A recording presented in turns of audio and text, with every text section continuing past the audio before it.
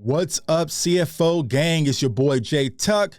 Real Cowboys fans, stand up. So, we are finally here. It is officially game week. Now, brief disclaimer, because a lot of y'all are new, because we just hit our 4,000 mark as subscribers, and we're continuing to climb, but we got a lot of new viewers. So, just a brief disclaimer. I might do things a little bit differently during game week than other content creators. I don't want to have no conversation about should Terrence Steele be starting over this and Avante. No. I'm focused, man. I don't want to hear your concerns about CeeDee Lamb and his drops. No. I'm focused, man. I do not care. I do not care. Your boy Jay Tuck is focused on one thing and one thing only, and that's beating the Tampa Bay Bucs. So let's go ahead and get into it. So we all know things start and end with Tom Brady. Now, I will say this. We will respect all of our opponents throughout this season, but we will fear nobody. Not another team. I know the Dallas Cowboys have not beaten Tom Brady, but this Sunday night is time we finally put an X on that resume, right? We know Tom Brady's resume. We know what he's accomplished, but that does not matter. We are focusing on Sunday night and Sunday night only, but it begins and it ends with Tom Brady. Also, we know they have a great wide receiver core, Mike Evans, who Trayvon Diggs did an incredible job with last year. But this is a new season, right? So we got to move forward. Chris Godwin, he's a little bit injured. He's been practicing. There has been some rumors circulating that he could play. I don't know. I mean, he's coming off an ACL, MCL injury. It's going to be kind of a push because he just got the brace removed, I think, on Monday. So will he be out there fully ready to give it a go? He might give it a go, but I don't think he's going to be 100%. They did add Julio Jones. They add Gage as well. They did also add the tight end and Kyle Rudolph.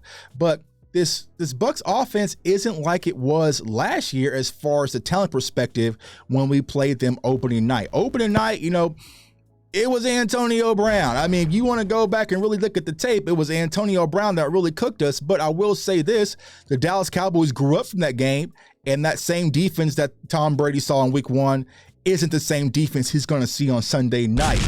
But also, when you look about the Bucs from the offensive perspective, right? They're a very pass-heavy team.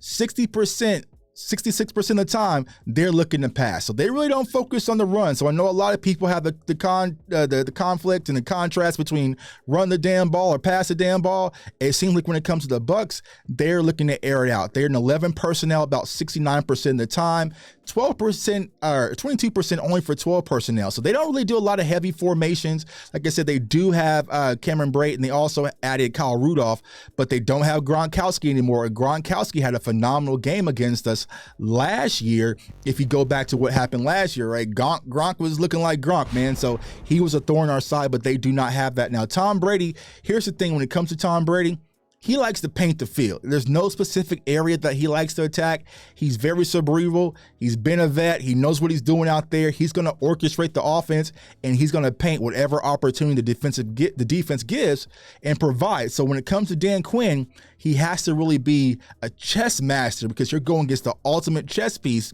and Tom Brady just from a cerebral standpoint. But, as far as last year is concerned, they were 8th in the NFL when it comes to explosive pass plays, over 15 yards.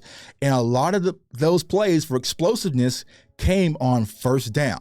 So they were 3rd in the NFL on explosive plays on first down. So we have to limit plays on first down. Now, on 3rd down, what their tendency is when it's kind of 3rd and 7, 3rd and 5, 3rd and 6, right? They're looking to Mike Evans, right? They're looking to Mike Evans, and they had an 82% success rate of going to Mike Evans on those kind of 3rd and 7s, 3rd and 6, 3rd and 4s within that range. So you definitely have to keep an eye on him because he's their number one wide receiver by far. And trust me, he's seen all the memes. Mike Evans seen all the memes. He is going to be ready to give it a go and go at Trayvon Diggs. And so our secondary definitely has to be prepared for Sunday night's matchup. Now, offensively, they got some injuries, right? They got some injuries. We got some injuries, right? So it goes across the board, but they are going to be without their starting center in Ryan Jensen. So when it comes to the Dallas Cowboys standpoint, the one thing we did not do last year versus Tampa, we didn't get no sacks, right? We didn't get no sacks on Tom Brady. His jersey was clean. He dropped back and threw 50 times and wasn't hitting the dirt. But like I said, that lion is no longer cub. So Dan Quinn, I feel like Dan Quinn is going to send a lot of pressure, not just off the edges, but also in the A gap, which is an interior, and also in the B gap, right? Because they have their center out. Starting center is going to be out, and they have a rookie starting at left guard, sounding very kind of similar to what's going on with the Dallas Cowboys, right? So you got to send pressure. Now, you have to be smart because, like I said, Tom Brady is very cerebral, and he'll pick you apart if you're blitzing too much, right? So you got to be strategic about how you come. But I feel like we can get pressure with 4. I like our defensive line versus their offensive line, and we have to win this game on the trenches and get pressure on Tom Brady and keep him uncomfortable. If you go back and watch the games last year where the Bucs lost, it was the New Orleans Saints, and the Saints had a total of 7 sacks versus the Bucs, right? So getting pressure, getting Tom Brady's clock sped up a little bit because he's not trying to take no hits. Tom Brady will get rid of that ball, bruh, and will not take no hits. But Sunday night, we need to put Tom Brady's in the dirt. You know what I'm saying? We need to put Tom Brady's face in the dirt because that's the only thing that's going to rattle his cage. And I really hope that Dan Quinn gets our corners up and plays more physical. Play more physical because last year he was getting the ball out quick. Quick throws, right? But I want to be able to get pressure on Tom Brady, get his clock sped up. Now, they got a new head coach in Todd Bowles. He's a defensive guy, right? So it's probably going to be on Tom Brady and the offensive coordinators kind of keep things afloat offensively, right? Because he's more of a defensive mastermind, right? But when it comes to the Bucs last year, they were second in points scored right behind the Dallas Cowboys. Now, last year, I was there in Tampa. It was fireworks. It was shootout. There was so much going on. That might not be the case this game, right? Because both offenses are kind of reeling a little bit, has some injuries, going to look a little bit different than what they looked last year. But if the Bucs are able to score, you're going to have to be able to keep that pace with them because they can get off to hot starts because they have some wide receivers out there. And like I said, they have the greatest quarterback of all time orchestrating things. So you cannot afford any slow starts. And historically, the Cowboys have had a lot of slow starts, but I hope that is not going to be the case on Sunday night. But when it comes to the Bucs, y'all, I am feeling confident that the Dallas Cowboys can and will win this game. We're going to send them dogs out there.